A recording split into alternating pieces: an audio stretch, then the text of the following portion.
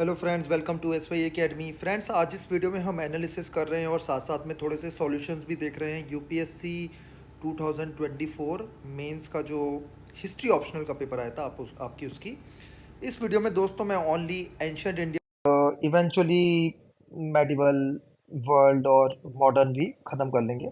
Ancient में भी मैं मैप्स सेपरेटली डिस्कस करूंगा। मेरे मैप्स की ऑलरेडी काफ़ी वीडियो अपलोडेड हैं जो आप चेक कर सकते हैं एंड वहाँ से आप कवर कर सकते हो। इसका अभी 2022 का मैंने अपलोड नहीं करा है, वो भी आपको कुछ ही दिनों में लाइव दिख जाएगा। तो बिगिन करते हैं दोस्तों। थोड़ी सी मैं आपको टिप्स भी देता रहूँगा साथ साथ। और ये आपका पेपर है, मैंने कॉपी कर रखे हैं क्वेश्चंस आंसर्स यहाँ पर। और ये मैं आपको पहले ही बताना चाहूँगा कि रफ आंसर्स हैं काइंड ऑफ ये मत समझिए कि ये बिल्कुल एग्जैक्ट आंसर्स हैं। राइट, जो बेस्ट एग्जाम मोड में हो सकता है मेरे हिसाब से इन वो आंसर्स हैं। राइट, वरना तो कोई अंत नहीं है अच्छे आंसर्स का। आप अगर बी एम ए के एग्जाम्स दे रहे हो तो वो अलग होते हैं, यूपीएससी का एग्जाम अलग होता है। आपके पास नियरली 3 घंटे होते हैं, 3 hours to complete the paper. और 3 घंटे में आप देखो तो मतलब 90 मिनट्स है। अगर ऐसे डिवाइड कर ले एंशियंट इंडिया को कंप्लीट करने के लिए, अगर सीधे डिवाइड कर ले 90 मिनट्स हैं, करेक्ट। तो ये एक अंडरस्टैंडिंग लेके चलनी है। हाँ, अब पॉइंट ये भी आ जाता है दोस्तों कि टोटल 8 क्वेश्चन होते हैं आपके, ठीक है, जिसमें पहला और पांचवा क्वेश्चन मैंडेटरी होता है। पहला क्वेश्चन मैप का होता है, पांचवा क्वेश्चन जो होता है वो मेडिवल इंडिया के 5 क्वेश्चन होते हैं, ठीक है, वो मैंडेटरी होते हैं। तो आपको बाकी 6 में से 3 करने हैं।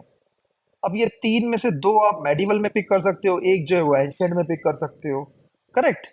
तो जो मैंने स्टेटमेंट बोला कि 3 घंटे में से 90 मिनट है कहने को, तो वो स्टेटमेंट पूरी तरीके से ठीक नहीं है। पेपर को ऐसे डिवाइड नहीं करना कि 90 मिनट मेडिवल करना है, 90 मिनट एंशियंट करना है। बिकॉज आपको, हाँ, 5 क्वेश्चन करने हैं आउट ऑफ 8, जिसमें से पहला 8वां मैंडेटरी है और बाकी आपको मेडिवल और एंशियंट में से चूज करने हैं। काफी लोग दोस्तों इंक्लूडिंग मी, मैंने भी यूपीएससी में करा था, ये दिमाग में बैठ के जाते हैं कि भैया हम ना मेडिवल के 2 करेंगे, मेडिवल के 3 करेंगे, एंशियंट के 2 करेंगे क्योंकि हमारा मेडिवल स्ट्रॉन्ग है। या वाइस वर्सा भी होता है कि एंशियंट के 3 करेंगे, मेडिवल के 2 करेंगे क्योंकि हमारा एंशियंट स्ट्रॉन्ग है। बट ऐसी धारणा जो है या ऐसा सोच से एग्जाम में जाना डेंजरस है। क्योंकि काफी बार क्या होता है कि मेडिवल के क्वेश्चन आसान आ जाते हैं, आप एंशियंट सोच के गए तो मेडिवल करना पड़ जाएगा, ठीक है। अगर आप जबरदस्ती ऐसे करोगे कि हाँ जी मेरे को तो 3 में एंशियंट के ही करने हैं, अगर आप ये दिमाग में ला के चले गए, तो आप मे बी एक टफ क्वेश्चन पिक कर लो और उसमें अगेन आपका ही नुकसान है, ठीक है। 9 बजे से लेके 12 बजे तक पेपर होता है ये। पेपर नंबर 1 होता है 9 बजे से लेके 12 बजे तक। आपको 8:50 पे क्वेश्चन पकड़ा दिया जाएगा, ऐसे होता है। हाँ, वो बोलेंगे उसके बाद 8:50 पे क्वेश्चन पेपर वगैरह पकड़ा देंगे। मतलब पहले तो आपको शीट भरने को वो बोलेंगे, शीट में कुछ ज्यादा भरना नहीं होता यूपीएससी में। रोल नंबर भरा, नाम वाम भरना नहीं होता, आगे बढ़े, ये रोल नंबर वगैरह भरा, पेपर 1 भरा, इंग्लिश भरा, आगे बढ़े, ठीक है। उसके बाद आपको 8:55 पे या और पहले भी 8:55 तक तो सभी दे देते हैं सेंटर। आपको क्वेश्चन पेपर ना दे तो चिल्ला पड़ना कि क्वेश्चन पेपर दो, ठीक है। क्वेश्चन पेपर जैसे ही मिले फटाफट मैप करो। मैप सबसे पहले देखो, क्योंकि देखो 9 बजे तक आप लिख नहीं सकते कुछ भी, लिख आप कुछ नहीं सकते 9 बजे से पहले। तो टाइम को इंपॉर्टेंस देते हुए नेक्स्ट 5 मिनट्स में जितने पॉसिबल है उतने मैप खत्म करिए। और आपको 9:35 तक अपना मैप खत्म कर देना है, ठीक है। उसके बाद आपके पास बचे 2 घंटे। 2 घंटे कितने मिनट, 25 मिनट है ना। इसमें आपको अगले 4 क्वेश्चन करने हैं। ये 9:35 का 9:40 भी कर लेना। अगर 9:45 तक जा रहे हो तो अपने लिए गड्ढा खोदना शुरू कर दे रहे हो। 9:40 के आपको ऊपर नहीं बढ़ना मैप में। हाँ, 45 तक चलो, मैप बहुत अच्छा परफॉर्म कर रहे हो, 45 तक मान लिया। 45 से तो 1 मिनट भी ऊपर गए तो मतलब आपके क्वेश्चन छूटने हैं पहले ही, ठीक है। क्वेश्चन छूटने हैं मतलब अच्छे से करोगे, नहीं तो वो भी छूटना ही हुआ। अब मैं सीधे स्टार्ट कर देता हूँ दोस्तों डिस्कशन जो इस पेपर का है। मैं क्विकली रीड आउट करूंगा आंसर्स। आपको अगर ये पीडीएफ चाहिए तो वो इस पे मेल कर दीजिए, इस ईमेल आईडी पर, upscqa@gmail.com, और आपको पीडीएफ मिल जाएगी upscqa@gmail.com। अगेन मैं आपको बता दूं दोस्तों कि इधर हम बात करेंगे पेपर, इधर हम बात करेंगे सिर्फ पेपर 1 की, राइट। तो स्टार्ट करते हैं दोस्तों। तो 2A क्वेश्चन है, the urban character of the Harappan civilization was a result neither of any outside influence not a sudden act but a gradual evolution of regional social economic factors, comment. मेरा मानना ये है कि कमेंट वगैरह जो चीज़ें हैं इसे ओवर डू हमें ऑप्शनल में नहीं करना होता, ये मेरा पर्सनल व्यू है। ठीक है। लोग काफ़ी पीछे पड़ जाते हैं कि कमेंट, हाँ कमेंट में तो चीज़ें वैसे लिख के जाओ आगे बढ़ो। क्वेश्चन ये कह रहा है कि जो हड़प्पा सिविलाइजेशन का अर्बन कैरेक्टर था, वो ना तो आउटसाइड इन्फ्लुएंस की वजह से था, ना कोई सडन एक्ट था। ठीक है, ऐसा नहीं हुआ कि पूरा आपका रूरल एरिया है और एक दिन सुबह उठे और ये बन गया अर्बन एरिया। बट ये ग्रेजुअल एवोल्यूशन था, जो सोशो इकोनॉमिक फैक्टर्स थे वहाँ के। ये क्वेश्चन है आपका, 20 नंबर का है, 3 पेज मिलेंगे आपको। राइट, ये सोच के आपको करना है। एंड मे बी 10 मिनट तक आप अपने आप को मान लें। 10 से 12 मिनट की आपको ये क्वेश्चन अटेम्प्ट करना है, 10 से 12 मिनट, ठीक है। क्योंकि बाकी क्वेश्चंस भी करने हैं, राइट। तो स्टार्ट करते हैं इसका। तो सबसे पहले तो आपको इंट्रोडक्शन लिखना है, यहाँ पे आई मैं लिख दे रहा हूँ, ये इंट्रोडक्शन। मैंने जैसे गोले मारे हैं वैसे आप गोले मार के आना, ठीक है दोस्तों। आउटसाइड इन्फ्लुएंस, सडन एक्ट और सोशो इकोनॉमिक फैक्टर्स मेरे हिसाब से 3 मोस्ट इंपॉर्टेंट वर्ड है। फिर उसके बाद आता है ग्रेजुअल एवोल्यूशन, फिर हड़प्पा सिविलाइजेशन। कहीं मिस ना हो जाए, कहीं इंसान किसी और को लिख के आ जाए। एनीवेज, ये इंट्रोडक्शन हुआ आपका, जो आपको लिखना होगा कुछ ना कुछ तो, कि हड़प्पा सिविलाइजेशन 2600 से लेके 1900 तक नॉर्थ वेस्ट इंडियन रीजन में चली और अर्बन प्लानिंग वगैरह वगैरह थी। ठीक है, ये सब लिख के आना। देखो मैंने यहाँ पे बना नहीं रखा, लेकिन मैं आपको रिक्वेस्ट करूंगा कि आप मैप बना के आओ, क्योंकि आपको आपको जो है 300 के और उसके ऊपर स्कोर करना चाहिए मेरे हिसाब से, to get IAS and IPS. Otherwise लेना मुश्किल हो जाता है। ये थोड़ा सा इनोवेटिव रहना, लोग थोड़े से स्मार्ट हो गए हैं। तो आप मैप बना के आएंगे, मैप में मार्क करके आएंगे कि ये हड़प्पा रीजन है, उसमें मोहिंजोदारो, हड़प्पा और कुछ कुछ धोलावीरा, ये सब राखी गरीब मार्क कर देना। ज़्यादा कुछ करने की जरूरत नहीं है, बट ये लिख देना, ठीक है। 2600 से 2900 ये मार्क कर देना, बस एक सिग्निफिकेंस हो गया। राइट, वो 1 नंबर एक्स्ट्रा लेने के लिए, और कोई पर्पस नहीं है। 20 में से आपको जिससे 12 से 15 नंबर लेने की थोड़ी कोशिश करनी चाहिए। राइट, 10 नंबर इसमें लेना बहुत आसान है, आसान क्वेश्चन है मेरे हिसाब से। तो ये एक चीज़ आपको याद रखनी है, टाइम का याद रखना है, मैथ की आपको प्रैक्टिस करते रहनी है। फिर उसके बाद आपको यहाँ पर बस क्वेश्चन में ये समझाना है कि ना तो आउटसाइड इन्फ्लुएंस है, ना ये सडन एक्ट है। सबसे पहले आपको ये बताना है। सीक्वेंस में चलेंगे one by one. The urban character of the Harappa civilization was not a result of any outside influence, as the civilization had a distinct identity and culture that was not heavily influenced by other civilizations of the time. और यहाँ पे जो other civilisation of the time है, Iraqi civilisation, Mesopotamia civilisation, Egypt civilisation, उसके examples आप यहाँ पे देखे आना, जो मैंने यहाँ पे दिए नहीं है आप देखे आएंगे, ठीक है। Also there is no evidence of any sudden act that led to the urbanization of the Harappa civilization. ठीक है, ये भी आपको लिखना है। इसके भी अगेन एग्जाम्पल देने हैं कि ये ग्रेजुअल एवोल्यूशन हुआ था। कुछ कुछ आपको सिटीज के भी एग्जाम्पल देने हैं आपको। राइट, जैसे आपके धीरे धीरे वहां पे प्री हड़प्पा पीरियड था, प्री हड़प्पा के बाद मोहनजोदारो हड़प्पा करके साइड्स आई। Instead the urban character of the Harappa civilization was a result of gradual evolution of regional socio economic factors. आप अगर इस क्वेश्चन में एक चीज समझे हो, तो सबसे ज्यादा इंपॉर्टेंट पार्ट जो है इस क्वेश्चन का वो है कि gradual evolution of socio economic factors, ये सबसे इंपॉर्टेंट पार्ट है। इस पे आपको सबसे ज्यादा फोकस करना है, जो आपको दिखेगा यहाँ पर भी आंसर में कर रखा है कि was a result of gradual evolution of socio-economic factors. Archaeological evidence suggests that the region was inhabited by people who were engaged in agriculture and animal husbandry, and this led to the growth of villages and towns. Give examples of Harappa times. ठीक है, pre Harappa times जो मैंने आपको समझाया। As these settlements grew and developed, they began to engage in trade with other settlements, leading to the development of sophisticated trade network that spanned across the subcontinent. The trade network was facilitated by Indus River, which provided a means of transportation for goods. यहाँ ये समझाया जा रहा है कि धीरे धीरे urban character आ रहा है। The growth of trade and commerce led to the emergence of class of merchants and traders who accumulated wealth and became influential in the region. Thus, in turn, led to the development of a system of governance, as the merchants and traders needed a means of protecting their wealth and ensuring their business interests were protected. तो आप थोड़ा सा यहाँ पर देख रहे हो cycle बन रही है। तो अगर आपको मैप में ज़्यादा इंटरेस्ट नहीं है, मैप में कॉन्फिडेंस नहीं है, तो एक साइकिल बना देना कि धीरे धीरे देखो कि ये अर्बन कैरेक्टर कैसे बना। ये एक साइकिल आप मे भी बना सकते हो, या मे भी आप लिख सकते हो कि रूरल एरियाज है, रूरल एरियाज से अर्बन एरियाज बन रहे हैं, और रूरल एरियाज जो है वो यहाँ पर एग्रीकल्चर प्रोडक्ट्स दे रहे हैं, और ये जो है ये वेल्थ दे रहा है। ठीक है, वेल्थ दे रहा है, ठीक है, पैसे।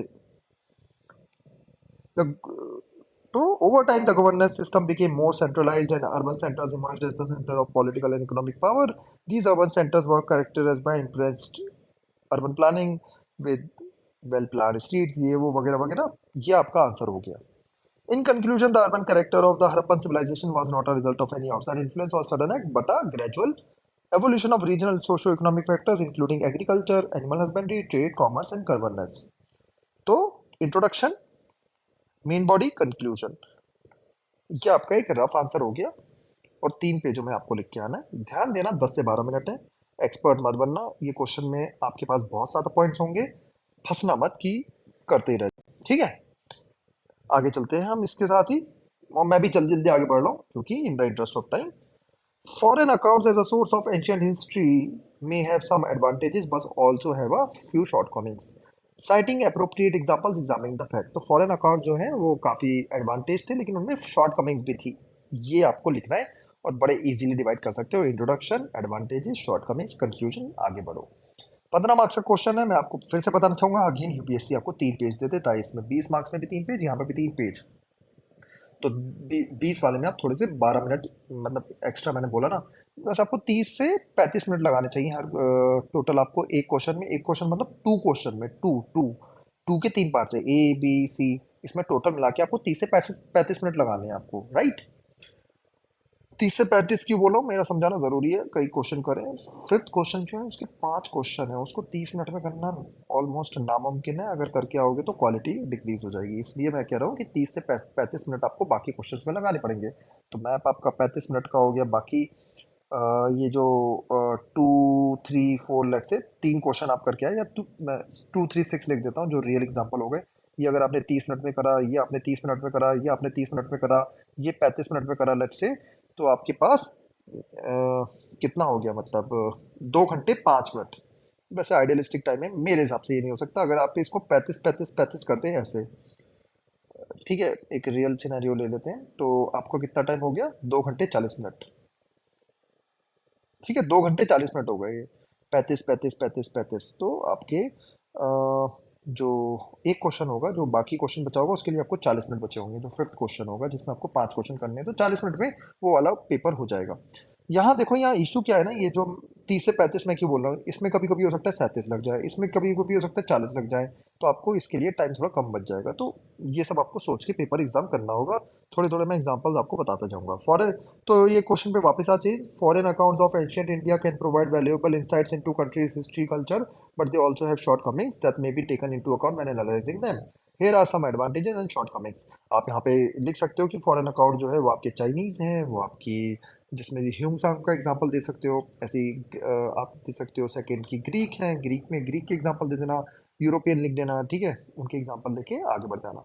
तो एडवांटेजेस देखते हैं. तो डिफरेंट पर्सपेक्टिव मिलता है और details on trade and commerce मिलती है. Foreign accounts offer a different perspective of on the history and culture of ancient India, as they were written by people who were not from the region. They can provide valuable insights into how ancient India interacted with the outsiders. और detail on trade and commerce भी देते हैं ये. Foreign accounts can provide valuable details on trade and commerce in ancient India, as they often describe the goods that were traded, the markets they were sold, and the routes they were used to transport. इसमें आप example जैसे दे रखा है, फाहिन ह्यूमसांग का example दे रखा है जो detail trade route के बारे में बताते हैं. दोस्तों यार, इस चीज़ का आपको ध्यान रखना है कि एग्जांपल हर जगह देना है. शॉर्टकमिंग्स की बायस एंड प्रेजुडिस है. Foreign account of ancient India can be biased and prejudiced as they were often written by people who had particular agenda or perspective. For example, some accounts of the European travelers during colonial period were colored by their perception of Indian society as being backward and uncivilized. Dark age दिखाते रहते हैं ये सब लोग. Inaccuracy भी हो सकती है. Foreign accounts of ancient India can also be inaccurate as they were based on second-hand information. Accounts of Greek historians such as Megasthenes, who lived during the reign of Chandragupta Maurya, contain many inaccuracies and exaggerations. ठीक है, जो हमें काफी बार अर्थशास्त्र से match नहीं खा रही होती. लैंग्वेज एंड कल्चरल बैरियर्स भी थे. Foreign accounts of ancient India may also be limited by language and cultural barriers. The accounts of Chinese travelers may be limited due to the lack of understanding and misinterpretation.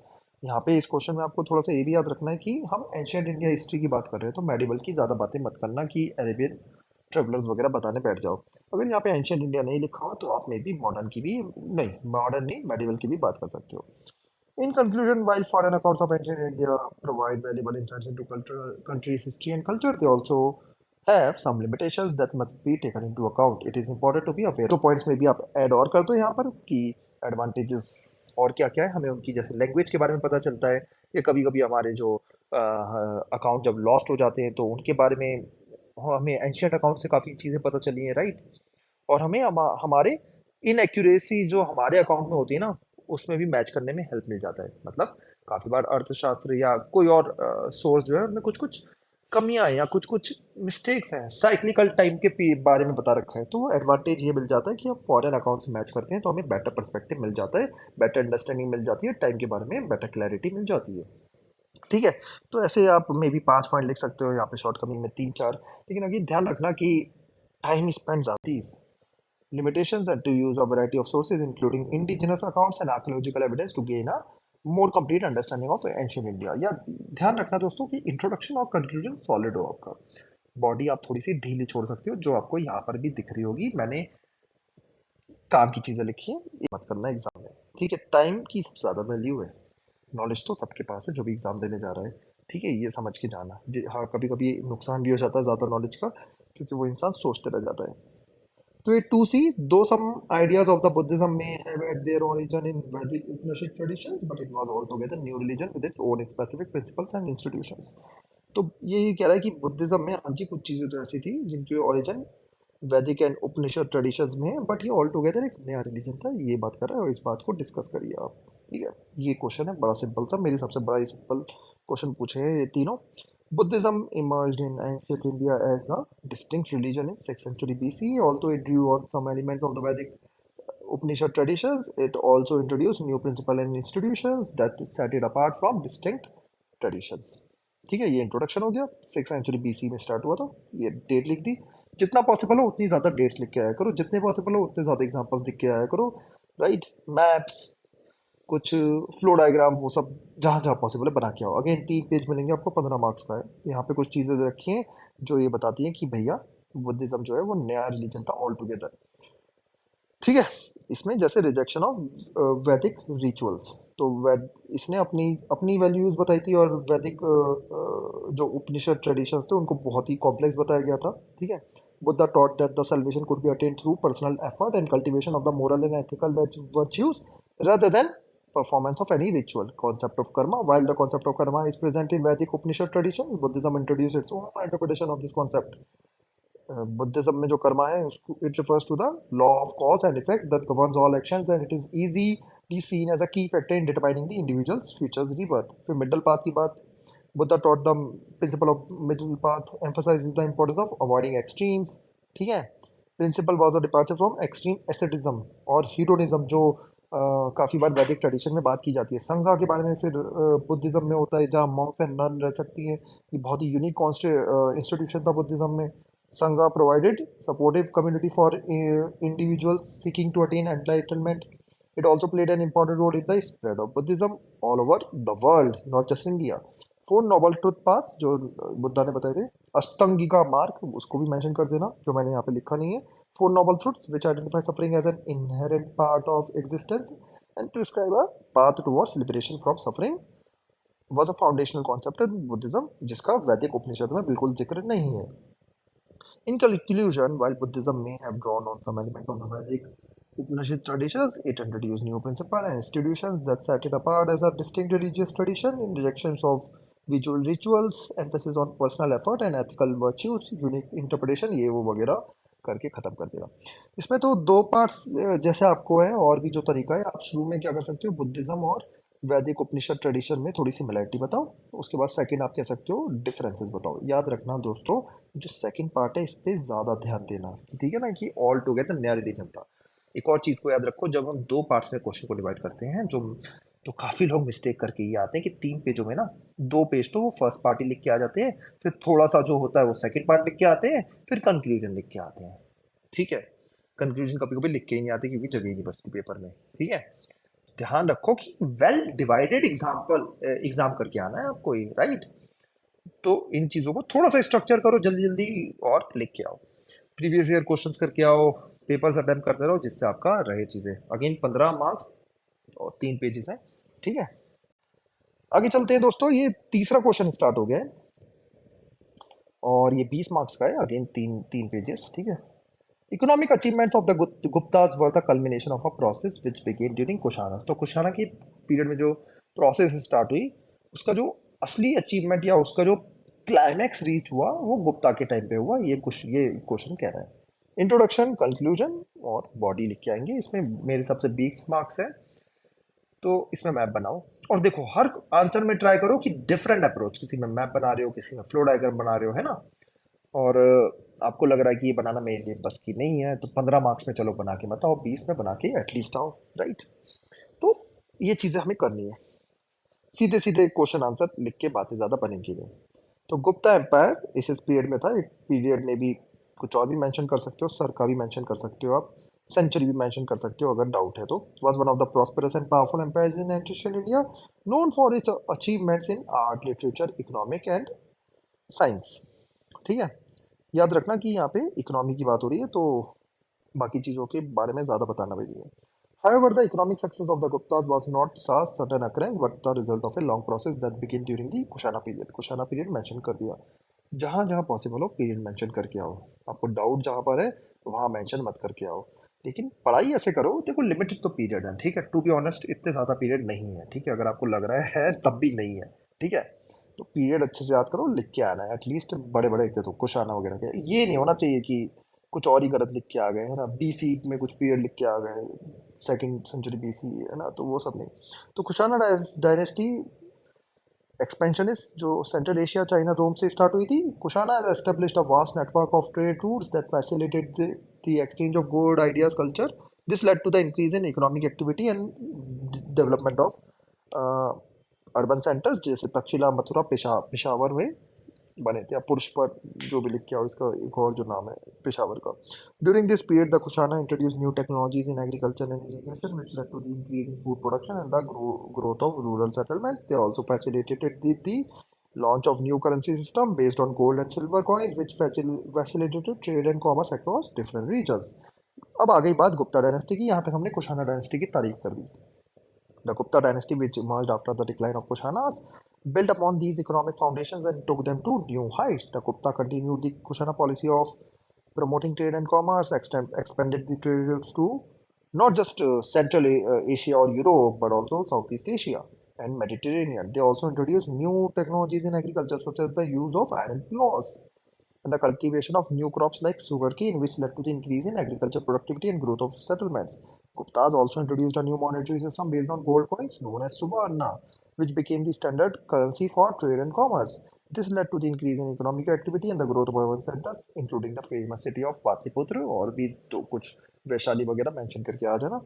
In conclusion, economic achievements of the Gupta were the result of long process that began during Kushana period, ये वो वगैरह वगैरह लिख देना। Guptas built upon these foundations and took them to new heights through their policies of promoting trade and commerce, introducing the new technologies, new monetary system। तो economic development अकेले तो हो नहीं सकता, साइंस एंड टेक्नोलॉजी का भी हो रहा है, करेंसी भी स्ट्रॉन्ग चल रही है, ये सब पॉइंट्स आप करके आओ और लिख दो कि हाँ जी इसकी वजह से ही हुआ है ना। ध्यान रखना कमेंट लिखा हुआ है तो क्रिटिसाइज मत करना इसे, ठीक है। क्रिटिकल एग्जामिन अगर लिखा हो तो अलग बात है, लेकिन ये नहीं होना चाहिए कि कहीं जोश जोश में आ गए। हिस्ट्री में तो देखो मल्टीपल पॉइंट ऑफ व्यू होते हैं ना, है ना। ये इस पॉइंट को आप नेगेट भी कर सकते हो। अच्छा हिस्ट्री का स्टूडेंट जो है वो इसको नेगेट भी कर सकता है कि हाँ जी गुप्ताज ने तो अपना ही स्टार्ट करा था, है ना, और गुप्ताज ने कुछ चेंजेस करे। कुछ कुछ लोग तो ये भी कह सकते हैं कि गुप्ताज तो नीचे ले गए, कुशाना ऊपर थे। तो मतलब मेरा पॉइंट ये समझाने का, जो क्वेश्चन में लिखा हुआ है कमेंट वगैरह डिस्कस वगैरह में उसी के सपोर्ट में पॉइंट्स दे के आना, नेगेट मत करना, ठीक है। चलिए आगे बढ़ते हैं हम। अशोका's धम्मा was propagated not just for moral upliftment and social harmony but also for the extension of state authority। Analyze the statement। Analyze मतलब थोड़ा सा काटो स्टेटमेंट को और बढ़िया सा आंसर दो। तो मेनली मेन फोकस क्या है? एक्सटेंशन ऑफ स्टेट ऑथोरिटी, ये मेन फोकस है। फिर उसके बाद फर्स्ट इसको 1 लिख देता हूँ, इसको 2, इसको 3, अलग अलग तरीके आप एग्जाम में जैसे आपको सूट करता है। सबसे ज़्यादा फोकस आपको 1 पे करना है, मार्क भी करके आ जाओ जिससे आपको भाई याद रहे बार बार कि हाँ जी इस पे फोकस ज़्यादा करना है। अशोका ग्रेट रूलर था, इस पीरियड से रहा वो, और उसने बुद्धिज़्म को प्रमोट करा। Dhamma policy start करी, ये हमारा इंट्रोडक्शन हो गया. Dhamma was a set of moral and ethical principles that Ashoka promoted throughout his empire. It was intended to promote social harmony, moral upliftment, and well-being of all living beings. However, it is also true that Ashoka Dhamma was propagated for the extension of the state. Ashoka's empire was vast and diverse, and there were many different religions and social groups within it. Ashoka's policy of Dhamma was intended to create a common moral framework that could bind all these different groups together and promote social cohesion. In addition, Ashoka used policy of Dhamma to extend the authority of the state. He saw the यहाँ पे जैसे लिख के आ जाना दोस्तों कि पितृधम वगैरह अपने पेरेंट्स की रिस्पेक्ट करना अच्छी अच्छी जो बातें अशोका कहता था ना वो लिख देना जो उसने रॉक एडिक्ट्स में लिखी हुई है उसके बाद आ जाना कि भैया उसको स्टेट की अथॉरिटी भी एक्सटेंड करनी थी he saw that state as having a responsibility to promote the wellbeing of its citizen and to protect them from harm by promoting the principles of Dhamma, Ashoka sought to create a sense of loyalty and obedience to the state among its subjects. He believed that by promoting the principles of Dhamma, he could encourage his subjects to obey the state's laws and regulations and to act in the best interests of the states.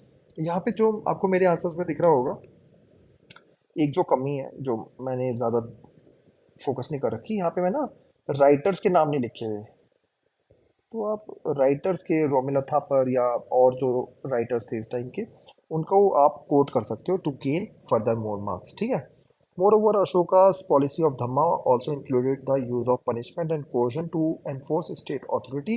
He believed that the state had a responsibility to punish those who violated its laws and regulations and to use force if necessary.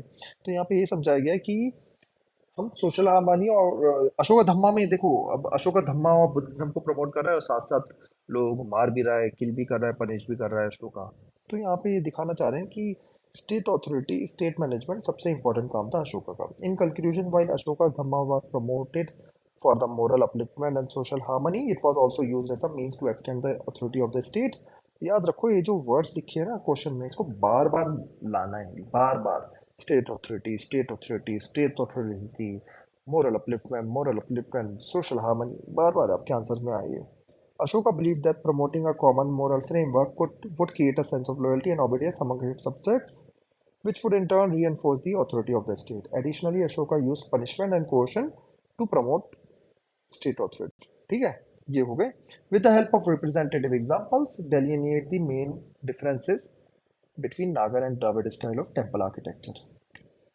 Again, इसमें तो मैं आपसे request करूंगा कि आप diagram बना के हैं और इसमें तो क्लियरली लिखा हुआ है कि रिप्रेजेंटेटिव एग्जांपल्स तो दे नहीं है तो Naga Dravida two styles of temple architecture two different styles of temple architecture that developed in India during different time periods and different regions. While both styles share certain similarities, such as the use of stone as the primary building material, there are also significant differences between them.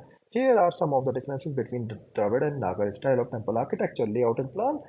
The Nagar style is characterized by curvilinear or shikhar style of tower on the top of the main spectrums, on the top of main sanctorum, while the Dravid style is characterized by pyramidal tower of और विमान तो दोस्तों एक और तरीका क्या होता है ना देखो राइटर जो आपका टीचर है जो एवोल्यूटर है उसके पास ज़्यादा टाइम नहीं है आपका आंसर लिख पढ़ने का तो आप शिखर को ऐसे लिख के आ सकते हो या कोई दूसरा पेन निकालो और उससे लिख के आओ कि ब्लू पेन से जैसे आप लिख रहे हो तो काले पेन से शिखर लिख के आओ फिर काले पेन से आप विमान लिख के आओ या ऐसे बड़ा बड़ा करके हाईलाइट कर दिया ठीक है टीना दबी इसको काफ़ी फॉलो करती थी है ना तो ये आप चीज़ कर सकते हो कि बड़ा बड़ा जिससे ये सीधे दिखे the Naga style had a rectangular floor plan and is oriented east west with a single main entrance on the east in contrast Dravida has a square floor plan और चारों तरफ से ही ओपन होता है ठीक है जो नागर स्टाइल होता है रेक्टेंगुलर फ्लोर होता है एंड ईस्ट वेस्ट ओरिएंटेड होता है और एक मैन एंट्रेंस होती है ईस्ट से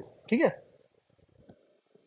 ईस्ट जहाँ से सन निकलता है ठीक है रिप्रेजेंटेटिव एग्जांपल्स नागर स्टाइल का कंदरिया महादेव टेम्पल खजुराहो में द्रविड़ स्टाइल का टेम्पल बृहदेश्वर टेम्पल है तंजावुर में Sculpture and decoration, the Nagar style is known for its intricate and detailed carvings of deities and other religious motifs as well as use of erotic sculptures. The Dravid style, on the other hand, emphasizes the use of gopurams, mandaps that are heavily decorated with intricate carvings and sculptures. Representative example, Sun Temple Konark का जो है वो नागर style है ऐसी Meenakshi temple आपका तमिलनाडु में roofing नागर style has a high curved or stepped roof, while the Dravid style has a pyramidal or tiered roof. The Nagar style uses a single stone slab to cover the roof, while the Dravid style uses multiple tiers of smaller stones to create a stepped effect. आप इसको ऐसे करके दो parts में divide करके द्रविड़ नागर करके भी आंसर लिख के आ सकते हो, ठीक है। इसका मतलब अलग अलग वे में आंसर जब लिखते हो ना तो इंटरेस्ट बना रहता है आपके एवोल्यूएटर का। तो बस टाइम वैसे ही कम है, ये देखता है तो थोड़ा सा मार्केटिंग वगैरह अच्छी रहती है, पीआर बनाना पड़ जाता है, जैसे कंपनीज बनाती है अपनी, वैसे ही आप अपनी बना सकते हो। ऐसे आप हर तरीके से अलग अलग आंसर नागर स्टाइल का और द्रविड़ स्टाइल के कुछ कुछ एग्जांपल दे रखे, पढ़ लेना। कैलाशनाथ और इरावतेश्वर टेम्पल है। Material in construction, both style of temple architecture use stone as the primary building material, but the Nagar style uses red sandstone, while Dravid uses granite. The Nagar style uses corbelling to create the curvilinear or stepped roof, while the Dravid style uses interlocking stones to create the pyramidal or tiered roofs. Representative examples: Nagar का Bhojpur temple in Madhya Pradesh, Dravid style का Shore temple in Mahabalipuram. In summary, Dravid and Nagar styles of temple architecture differ in their layout and plan, sculpture and decoration, roofing and materials and construction techniques. Despite these differences, both styles represent a rich cultural heritage and continue to inspire awe and wonder in visitors from around the world. अगले question पे बढ़ते हैं आगे। Evaluate the importance of tripartite struggle for the domination of north India during the 8th and 9th century. तो tripartite struggle, इसमें आप तीन forces हैं जिसमें गुर्जर प्रतिहारा, राष्ट्रकूटा, पालास, इनका रीजन दिखा सकते हो मैप में। और लड़ाई ये कहाँ पर हुई थी, कहाँ पर हुई थी लड़ाई, उस जगह का भी आप नाम मेंशन कर सकते हो, ठीक है।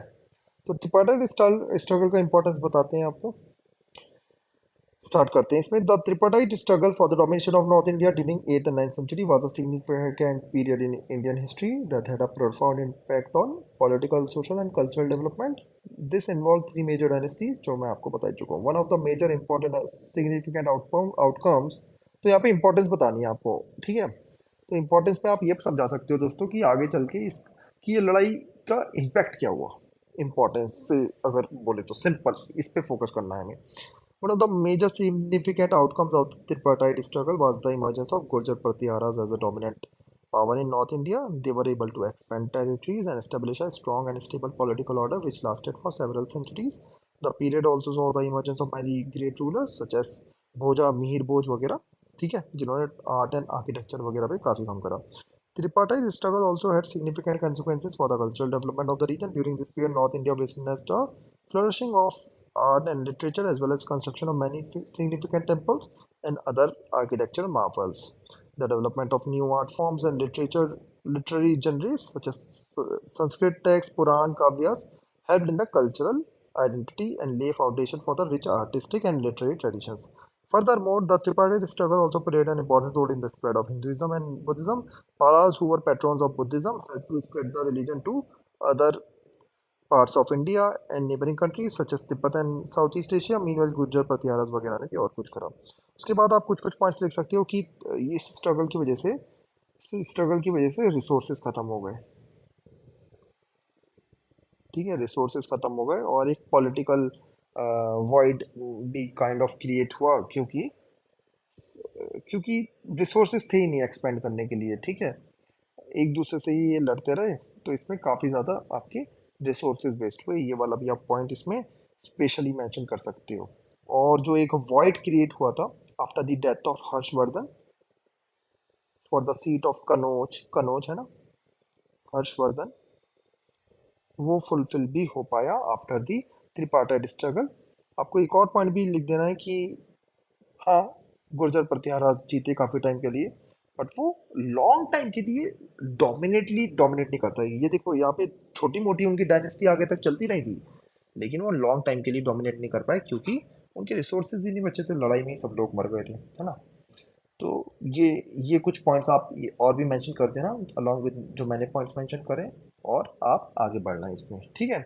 The impact of this period can still be felt as it led the foundation for the rich culture and artistic traditions that continue to thrive in north India. तो नॉर्थ इंडिया में cultural वगैरह impact जो हुए थे वो यहाँ पे mention है। Throw light on the chief characteristics of Tamil bhakti movement during the early medieval period. Period का ध्यान रखना है, एक तो अर्ली मेडिवल पीरियड, तमिल भक्ति। Tamil Bhakti movement was a religious and social movement that emerged in social India during the early medieval period. It was characterized by strong emphasis on devotion to the Hindi god Shiv and goddess Shakti, as well as rejection of caste and other social hierarchies. और कुछ कुछ points जो Tamil bhakti movement में वो है emphasis on personal devotion. Tamil bhakti movement ने अपना personal devotion पे जो था वो फोकस करा था. रिजेक्शन ऑफ कास्ट, ठीक है, all are almost equal egalitarian society kind of promote करी थी. Bhakti poets and saints emphasise the equality of all human beings. Vernacular language का प्रमोशन काफ़ी ज़्यादा हुआ था, राइट. तमिल में काफ़ी ज़्यादा चीज़ें बनी थी इस टाइम में. उसके बाद सोशल रिफॉर्म भी हुए काफ़ी ज़्यादा. सिर्फ ये रिलीजियस मूवमेंट नहीं था, सोशल रिफॉर्म भी हुए. कास्ट, जेंडर, इनकी चीज़ें थोड़ी कम हुई. सोशल इक्वालिटी आई, जस्टिस की बात आई. Syncretism, Tamil movement was marked by strong syncretic element with elements of Hinduism, Buddhism and Jainism blending together to form a unique religion. और आपको यहाँ पर थोड़ी सी एग्जांपल्स भी दे देने कि कैसे एक नया कल्चर बन के आया. Overall the Tamil bhakti movement was a powerful force of social religious change in South India during the early medieval period. Its emphasis on devotion, social equality and cultural synthesis continue to inspire people today. इसमें आपको और भी चीज़ें जो लिख के आनी है, जो मैंने आंसर में मेंशन नहीं कर रखे, वो थे एग्जांपल्स. नए नर्स कौन थे, है ना. नए नर्स के बारे में और भी जो चीज़ें आपको पता है, उन सब के बारे में आप चीज़ें लिख के आ सकते हो. और यहाँ पर थोड़ा सा ये कर सकते हो कि बुद्धिज़्म का भी इम्पैक्ट कम हुआ, राइट. बुद्धिज़्म का भी इम्पैक्ट आपको कम दिखेगा after the spread of Tamil bhakti. फिर देखते हैं कलहन की Rajatarangini is the best example of history written during early India period. तो कलहन जो कश्मीरी पोएट या राइटर थे, Rajatarangini is widely regarded as one of the best examples of historical writings in early India. Rajtarangini is an epic poem that chronicles the history of Kashmir from the earliest times to the 12th century CE. It is an important source of information on the political, social, cultural history of Kashmir. तो आप मेरे सारे answers में जो चीज़ notice कर रहे होगे, introduction, conclusion, body, ये आपको हर में फॉलो करना ही है.